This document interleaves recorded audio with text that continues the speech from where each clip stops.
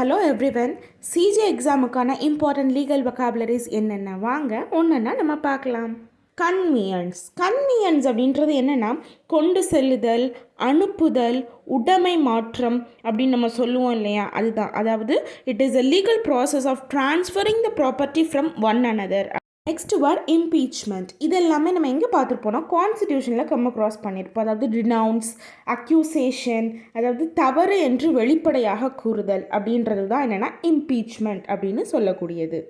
அடுத்த வார்த்தை அசஸ்ஸி.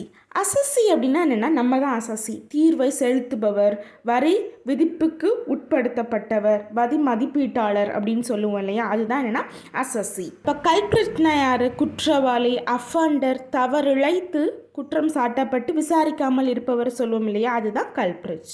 இப்போ லாக்கடைசிக்கல் இன்வெஸ்டிகேஷன் என்ன? கமெண்ட் பண்ணுங்கள், யார் கரெக்டாக சொல்கிறான்னு பார்க்கலாம். தேங்க்யூ.